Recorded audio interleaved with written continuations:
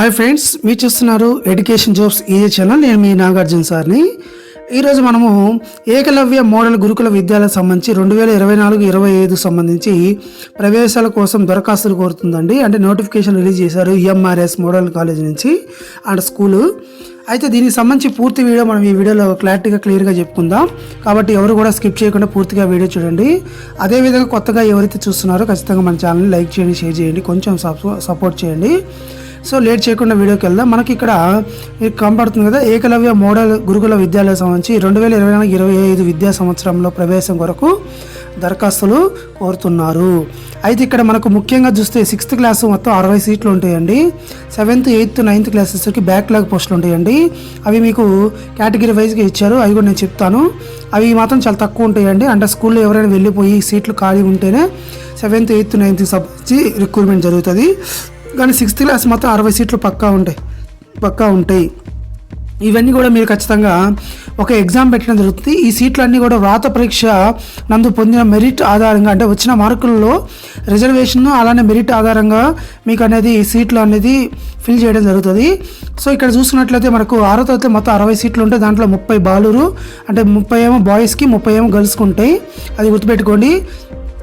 ఇవి ముఖ్యంగా మనకు ఎస్టీ అలానే గిరిజనకు సంబంధించి వాళ్ళందరూ కూడా అప్లై చేసుకోవచ్చు అండి, గురుకులాలకు సంబంధించి.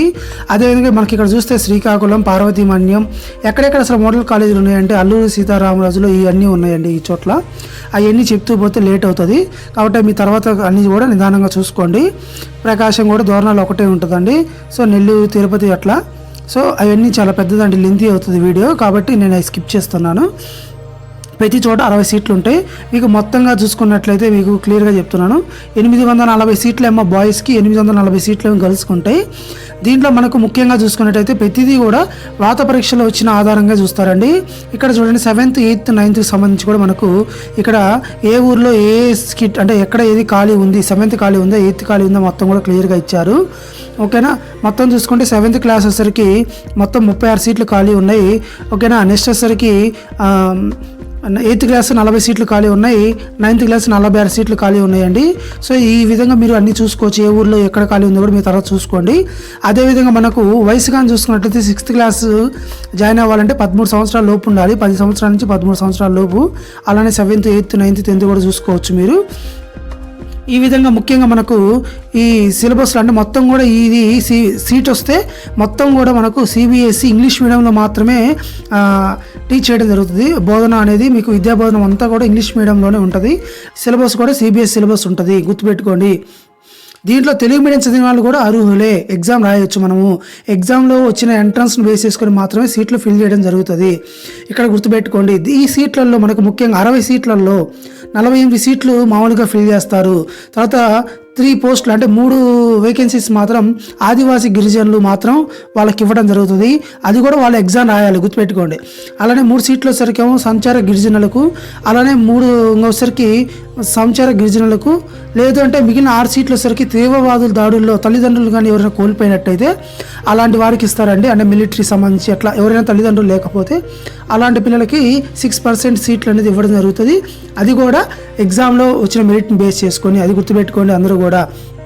ఇక్కడ ఒక పాయింట్ రాశాడు, గుర్తుపెట్టుకొని. ఈ సీట్లు గిరిజన విద్యార్థులకే కాకుండా అందరూ దరఖాస్తు చేసుకోవచ్చు అన్నాడు. సో ఇక్కడ అంటే రిమైనింగ్ వాళ్ళు కూడా చేసుకోవచ్చు. కాకపోతే ఇక్కడ 5% అనగా 3 సీట్లలో విభిన్న సామర్థ్యం, అంటే ఫిజికల్ హ్యాండిక్యాప్డ్ వాళ్ళకి, ఎస్టీ విద్యార్థులకు 2% అలా ఇవ్వడం జరిగింది. ఇతరులకు 1% అన్నారు. కాబట్టి మ్యాక్సిమం ఎక్కువ ఎస్టీ అలానే గిరిజనులు మాత్రమే ఎక్కువ ఉంటాయండి, గుర్తుపెట్టుకోండి. ఇది మనము ఆన్లైన్లో అప్లై చేసిన తర్వాత మళ్ళీ ఏం చేయాలని కూడా నేను చెప్తాను. ఆన్లైన్లో అప్లై చేయాలంటే మనకి ఏమేమి కావాలి ఇక్కడ క్లియర్గా ఇచ్చారు. విద్యార్థుల తల్లిదండ్రుల ఆధార్ కార్డులు, క్యాస్ట్ సర్టిఫికేటు, రేషన్ కార్డు, ఒకవేళ ఫిజికల్ హ్యాండిక్యాప్డ్ అయితే వాళ్ళ దివ్యాంగుల సర్టిఫికేటు, ఓకేనా. అదేవిధంగా పుట్టిన తేదీ, ఓకేనా. నెక్స్ట్ ఒక పాస్ వైజ్ ఫోటో, ఓకేనా. నెక్స్ట్ మనకు వార్షిక ఆదాయము దానికి సంబంధించి ఇవ్వాలి.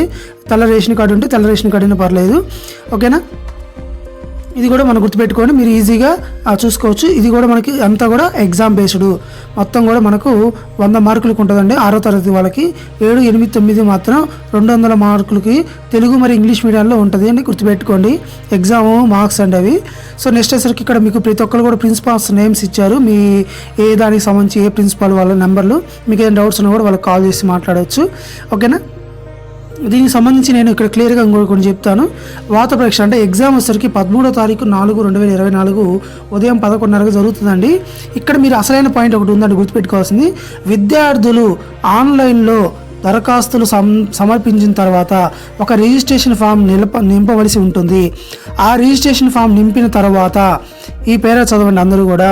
నింపిన తర్వాత పై పేర్కొన్న ధృవీకరణ పత్రాలు అంటే నేను పైన చెప్పాను కదా, అవన్నీ కూడా పాస్పోర్ట్ ఫోటోలు కల్పించి అతికించి మన దగ్గర ఉన్నటువంటి ఏకలవ్య మోడల్ స్కూల్ సంబంధించి వెళ్ళి ప్రిన్సిపాల్ వారికి అందజేయాలి. ఇది గుర్తుపెట్టుకోండి అందరూ కూడా, ఓకేనా. నెక్స్ట్ వచ్చేసరికి సేమ్ 7th 8th క్లాస్ కూడా మొత్తానికి అంతే.